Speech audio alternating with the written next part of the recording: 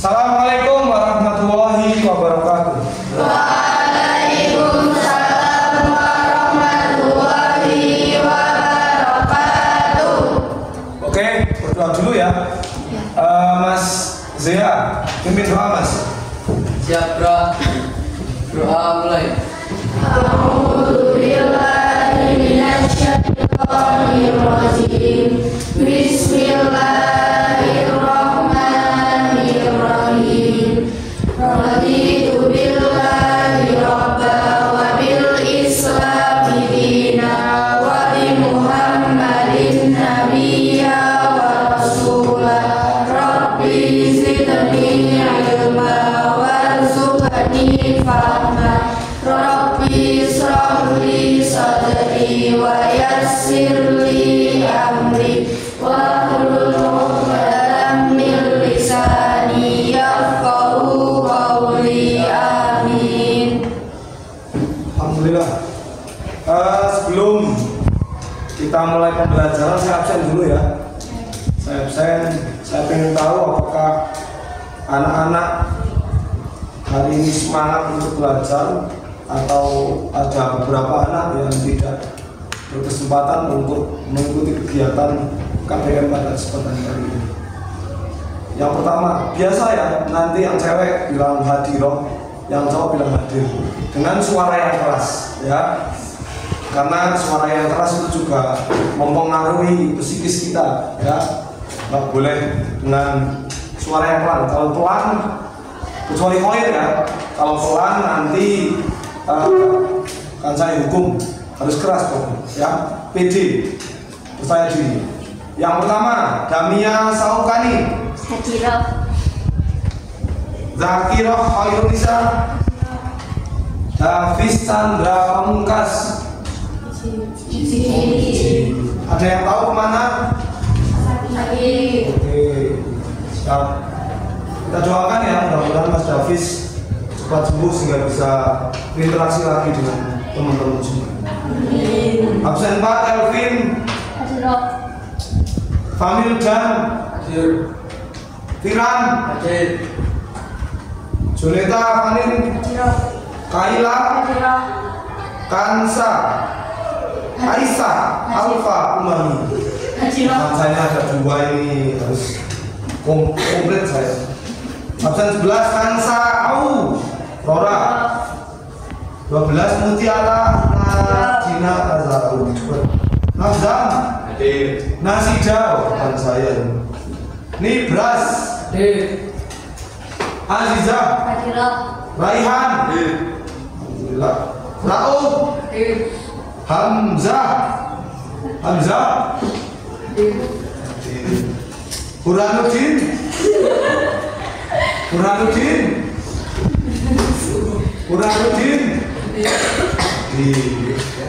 Rafa Haikal Saputra, Sabir Jinan, Surya Hadir.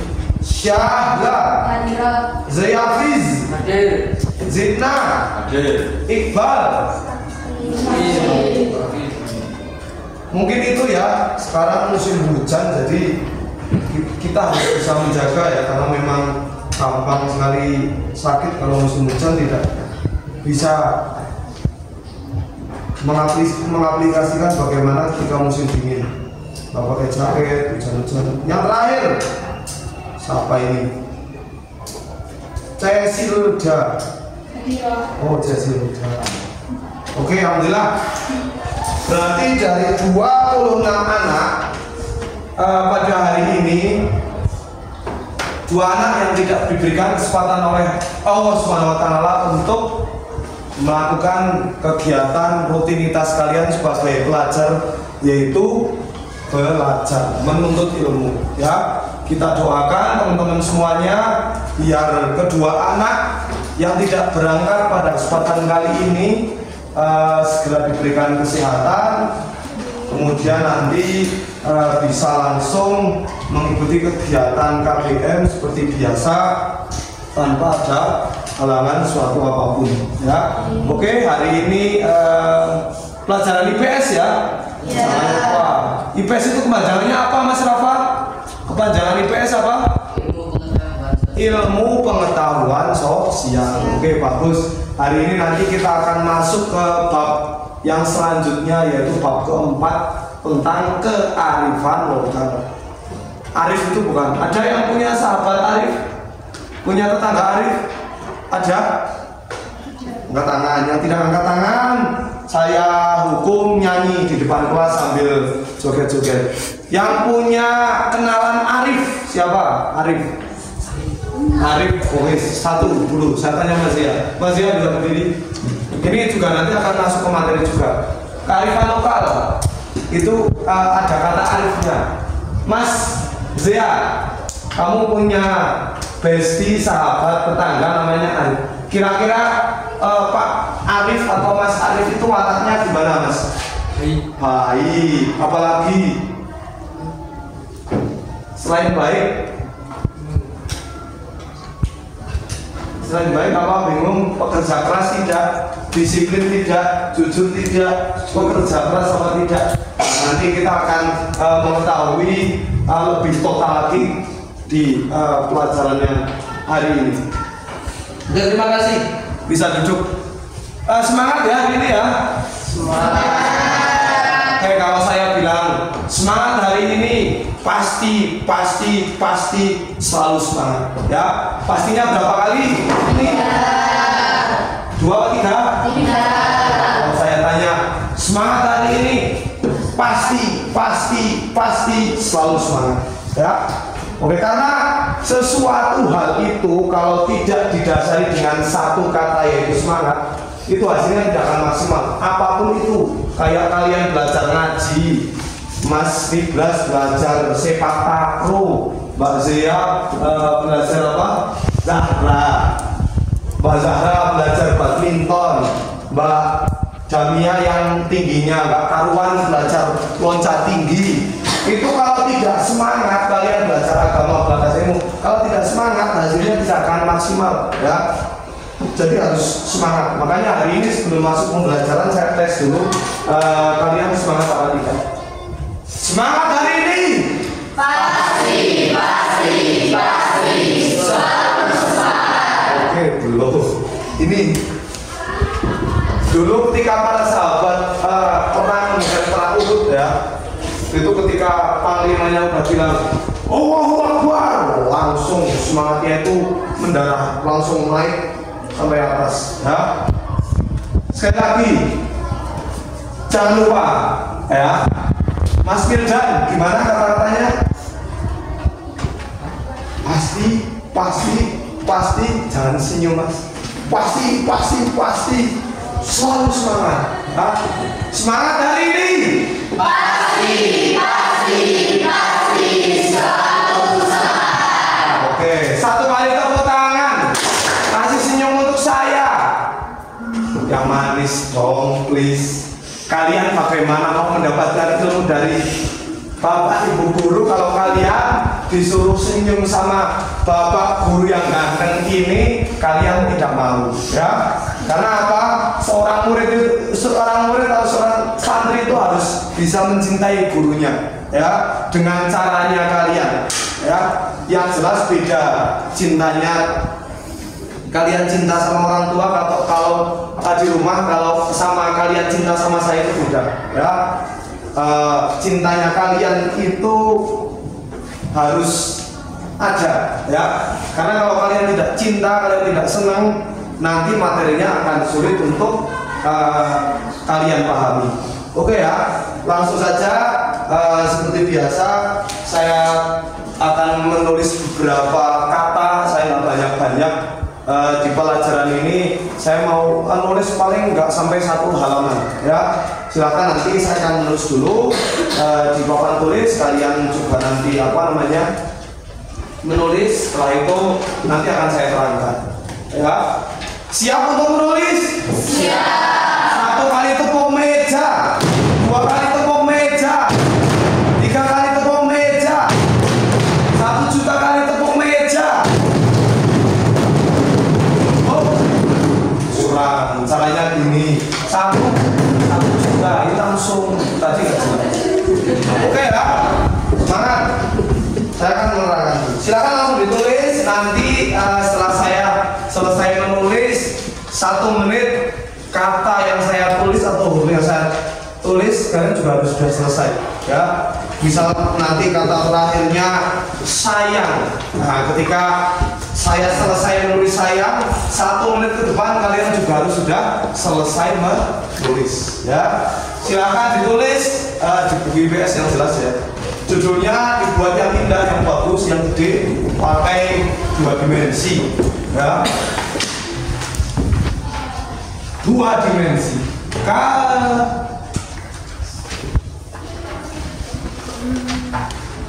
Aku ya, alhamdulillah saya sudah selesai menulis. Tadi juga di komen ya, Pak itu kurang S fungsi, kurang S gak apa-apa. Yang penting kalian mudah. Itulah saya, cara belajar saya memang seperti itu. Agak aneh ya. Oke, dari 1-2 kata ini nanti akan saya bagi menjadi 4 dari pelatihan, fungsi, jenis, bentuk ya. Oke, yang pertama pengertian. Kira-kira kearifan lokal itu apa sih? Kearifan lokal. Kalau arif itu kan kalau pemimpin seorang pemimpin biasanya berperilaku arif ya terhadap masyarakatnya ya. Ini juga nanti berpengaruh terhadap judul kita ya, kearifan lokal ya. Bagaimana seorang individu, seorang manusia bisa berperilaku baik ya terhadap semuanya yang ada di bumi ini ya. Kalau ini adalah lokal maka kita identik dengan lingkungan ya. Jadi bagaimana kalian sebagai individu, sebagai manusia bisa berperilaku baik terhadap lingkungan ya, terhadap budaya-budaya yang ada di daerah kita. Kalau di Stieng, di desa ini itu memiliki satu budaya itu namanya genduren ya. Mungkin genduren itu di desa-desa di kecamatan Kejajar itu ini beda-beda inovasi ya. Kalau di Stieng itu genduren ya. Jadi ketika ada seorang memiliki hajat, punya hajat, bisa nikahan, bisa sunat dan kesana. Ada satu istilahnya ngaben. Ada yang tahu ngaben? Salah tahu ngaben? Yang tahu ngaben 100.000. Ngaben, oh Mbak. Ada kalau orang dendam. Nah, 1 kali tepuk tangan untuk Zahra. Kasih senyum untuk Zahra. Si mudah-mudahan ini guru jelek-jelek ini guru loh, harus menaati apa perintah Pak Guru ya. Ketika saya memerintah baik, memberikan senyum terhadap temannya itu kan baik, tidak jelek ya. Kasih senyum untuk Zahra. Ini belas aku kayak ngapain senyum. Ya, ngaben itu adalah upacara kematian di Bali. Jadi kalau orang meninggal itu dikasih apa namanya, banyak ada upacara. Kayak kalau kita upacara pas hari Senin itu kan ada upacara. Ada pertama apa namanya menyiapkan tonton, kemudian apa itu ada urutannya. Ngapain juga sama ya, upacara dulu ada urutannya begini, kemudian endingnya mayatnya dibakar ya, kemudian abunya dikumpulkan atau ditampung atau gimana. Itu kepercayaan orang Hindu ya.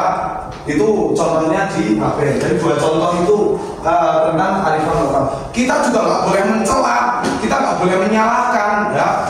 Wih, sesat, itu nggak bagus, itu nggak sesuai dengan agama, nggak boleh, karena itu sebuah budaya ya. Ketika kita tidak sependapat, ketika tidak sepemikiran dengan suatu hal, maka kita tidak boleh mencelanya ya.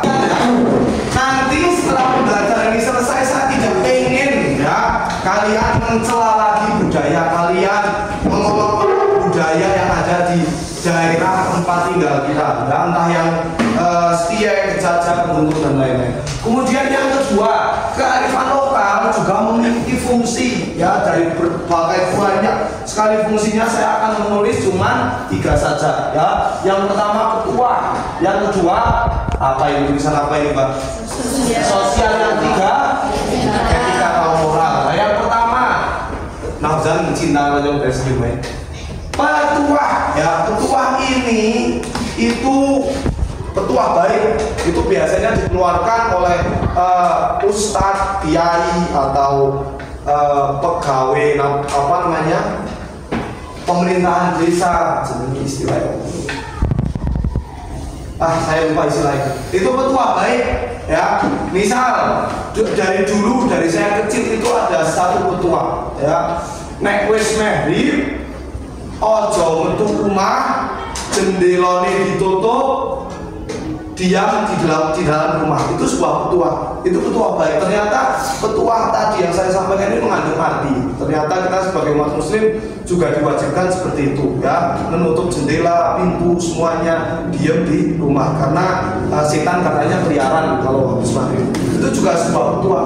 Jadi petuah baik, ya. Ini yang pertama. Yang kedua, sosial. Ini juga memiliki banyak manfaat atau fungsi, ya. Salah satunya sosial. Kalau kita lihat tadi, kalau saya ngomong di pas genduren itu tradisi di Setieng itu juga ada sosialnya. Karena apa? Misal saya sebagai yang memiliki hajat, ya, saya yang memiliki acara, saya mengundanglah semua warga satu RT, misalnya RT 2 tak undang semuanya ke rumah saya. Kemudian otomatis nanti ketika di rumah saya antara individu satu dengan lain, antara orang satu dengan orang, pasti ada yang namanya ngobrol. Prige kabari, Riko ari ngawas mau nyebut gawe opo, Riko lagi duwe masalah opo. Itu pasti ada yang namanya sosial, ada hubungan antara warga satu dengan warga lain. Itulah manfaat yang kedua dari kearifan lokal. Yang ketiga, etika sama moral, ya. Etika sama moral itu penting sekali, ya. Orang itu dianggap pinter, baik, buruk itu ketika etikanya bagus. Orang cerdas, kalau tukang korupsi itu bullshit, orang jelek itu namanya, ya. Walaupun dia seorang presiden, menteri, kalau dia tidak punya etika, dia tidak memiliki adab, maka percuma, ya. Jadi serendah-rendahnya jabatan kita harus mementingkan yang namanya etika moral. Kita harus memiliki adab yang bagus terhadap temannya, ya. Mas Jinan, Rekar Lompo juga harus ngepeti, orang melawan, orang kena ngeyel. Mbak Jamia ketika diberikan tugas sama Pak guru juga mengerjakan, ya. Itu tentang etika. Oke, yang selanjutnya jenis. Ternyata juga ada jenisnya. Arifan lokal itu apa saja? Yang pertama, bekerja sama, disiplin, kemudian kedisiplinan, jujur, banyak sekali, ya, jenis-jenisnya. Bekerja, contoh kalau tadi di Ngaben itu upacara apa kematian.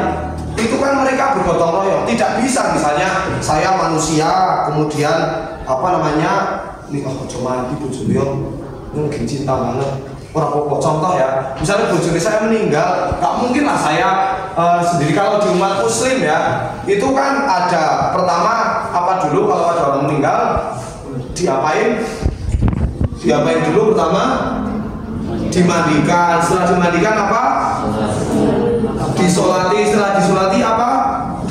Dikuburkan. Gak mungkin bisa saya sendiri kalau tidak bergotong royong, ya. Misalnya dewek, ngedusi dewek, nyelati dewek, kuburan dewek, saya butuh waktu 1 minggu mungkin baru istri jenazah itu bisa dikebumikan, ya. Butuh yang namanya gotong royong. Itulah jenis-jenisnya, ya. Kemudian yang terakhir, ini yang keempat, bentuk. Ternyata juga ada bentuknya. Yang memiliki bentuk tidak hanya mukanya kansa yang tembem pimpinnya driver, lihat dulu apa tembem. Yang memiliki bentuk tidak cuma kansa, rapuh, yang mukanya pas-pasan pernah dengar, Mas? Saya ganteng gitu, pede loh. Senyumnya kayak Wincin deh, ya. Almarhum Wincin itu bupati Banten. Ya, dari bentuk ada dua, nyata sama tidak nyata, ya. Kalau Azizah itu berbentuk nyata, kalau raganya Azizah itu berbentuk tidak nyata. Ada yang bisa lihat ruhnya Azizah? Tidak. Nggak bisa, ya, tidak nyata. Ini nyata. Nah, yang pertama, Kalau nyata itu kearifan lokal itu bisa dilihat dari tekstual ini misalnya karton jelas ya. Ini misalnya apa yo? Ini tekstual jelas. Jadi jelas dilihat ada bendanya, ada barangnya. Itu tekstual. Kemudian ada lagi dalam bentuk bangunan ya. Bangunan misalnya candi atau apa, itu ada bentuk fisik yang jelas-jelas kelihatan. Ya, kemudian yang selanjutnya yang tidak nyata itu berbentuk petuah seperti tadi yang saya sampaikan di fungsi ini, ya, yang tidak kelihatan tapi petuahnya itu masih ada. Misalnya kata-kata mutiara dari Kiai Haji Ahmad Dahlan, sing misalnya hidup-hidupilah Muhammadiyah, tapi jangan hidup di Muhammadiyah. Banyak sekali petuah-petuah seperti itu yang mengandung makna, ya. Jadi bisa dirasakan ya, tapi tidak bisa dilihat. Ya, itulah bentuk. Oke, ini terima kasih anak-anakku. Ada 4 poin yang harus kita pelajari bersama-sama. Kita nanti belajar bareng, kita maksimalkan, kita manfaatkan otak kita untuk belajar di pembelajaran pada kesempatan kali ini. Oke, saya kasih waktu 5 menit untuk mempelajari, dibaca, dihafalkan. Karena IPS itu identik dengan menghafalkan, ya. Dari dulu itu menghafalkan, ya. Saya dari SMA dulu paling senang menghafalkan pelajaran geometri, memang harus menghafalkan, ya. IPS itu menghafalkan. Kalau matematika itu pakai logik, pakai logika. Ini masuk akal nggak? Kalau IPS itu memang harus menghafalkan, ya. Jadi silakan saya kasih waktu 5 menit, nanti kita beri tugas selanjutnya. Oke, terima kasih. Oke ya. Oke, terima kasih anak-anakku sudah belajar ya. Saya kasih waktu 5 menit dan tadi sudah saya perpanjang 30 detik ya. Oke, nanti akan saya bagi satu kelompok 3 orang ya. Kalian akan mencari kira-kira contoh dari kearifan lokal itu apa. Nanti 3 orang kita bahas ya. Nanti akan saya kasih contoh, misalnya regu pertama gotong royong, regu kedua ngaben, regu kedua tabat. Nah, tabat nggak tahu, nanti akan saya jelaskan. Oke ya, langsung saja. Dalam waktu 10 hitungan ya, 10 hitungan silakan satu meja dibuat untuk 3 anak ya. 10 hitungan silakan sembarang ya. Nanti yang cowok ceweknya bingung, cowok bisa 4, cowok sebenarnya apa. Oke, 1, 2, pakai kursinya diambil, 3, 4, 5, saya nggak mau lama, 6, 7,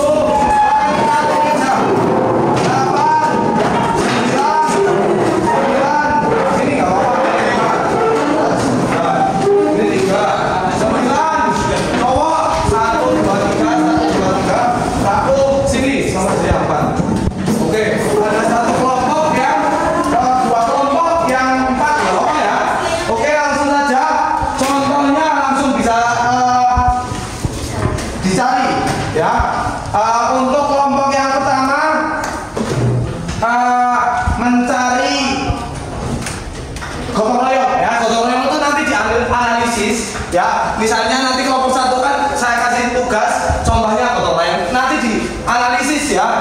Gotong royong itu nanti fungsinya itu kan ada 3, masuk di yang pertama, 2 atau 3. Kemudian jenisnya ada yang pertama, 2 atau 3. Kemudian bentuknya nyata atau tidak nyata. Kalian menganalisis ya. Oke, silakan langsung dikerjakan, Mbak.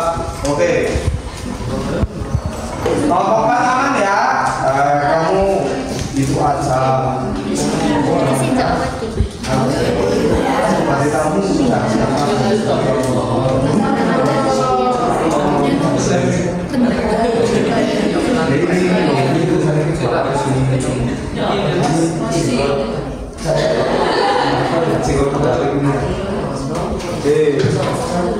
Oke, sip.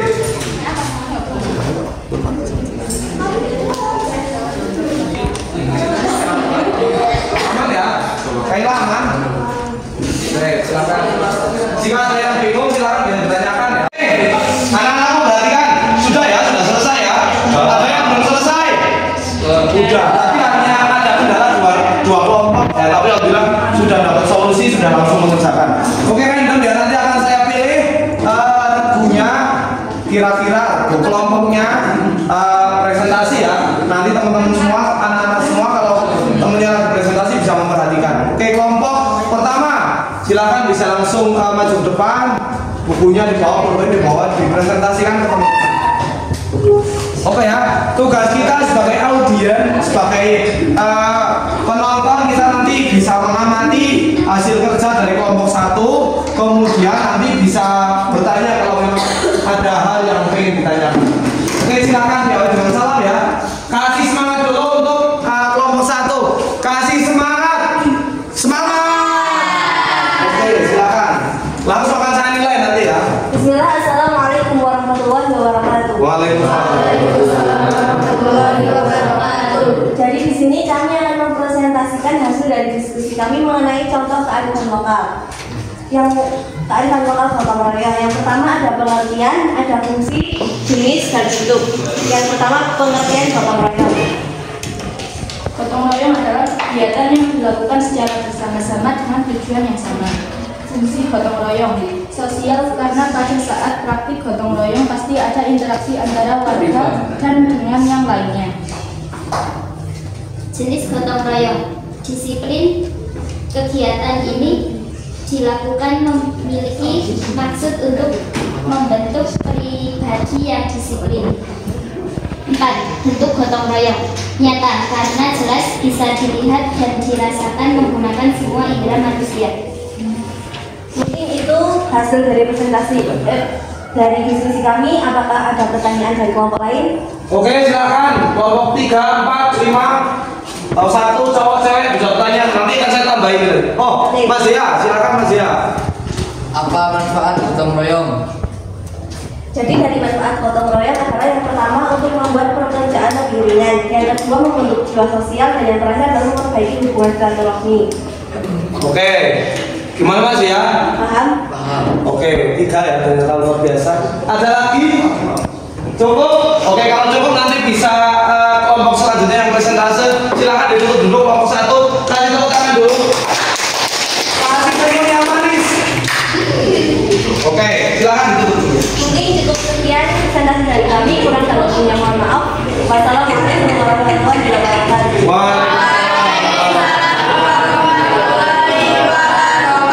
Sudah? Oke, alhamdulillah.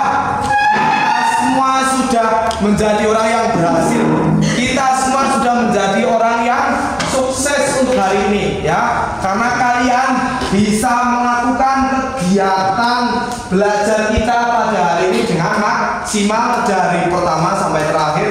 Yang terakhir tadi diskusi, kemudian presentasi. Artinya kalian sudah di titik yang bagus ya, sudah bisa memahami dengan bagus, sudah bisa mempraktekkan di depan itu hal yang baik. Oke, kemudian yang terakhir, kira-kira saya jamin pasti ada banyak manfaatnya ya.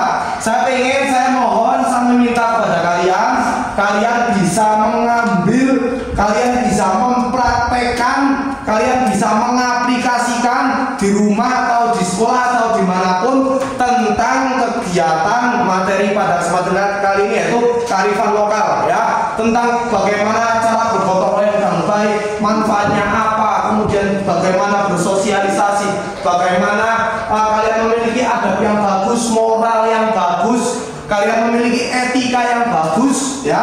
Saya pengen nanti kalian bisa mempraktekkan setelah ini ya. Ketika kalian nanti ketemu sama orang di jalan, sama Pak Guru, Ibu Guru, kalian memiliki adab yang bagus. Ketika kalian diundang untuk mengikuti kegiatan gotong royong atau bersih-bersih, kalian menjadi orang nomor 1 yang berangkat ya.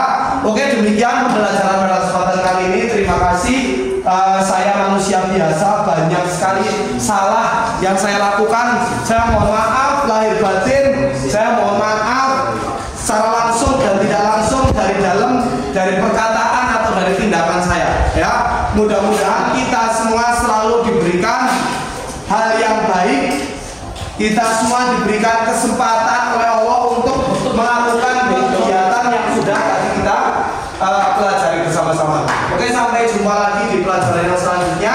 Nanti porsinya nggak usah ditata, nanti bisa ditata di setelah pelajaran kali ini. Oke, dari saya cukup sekian.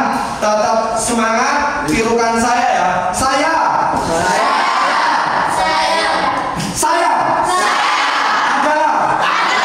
pelajar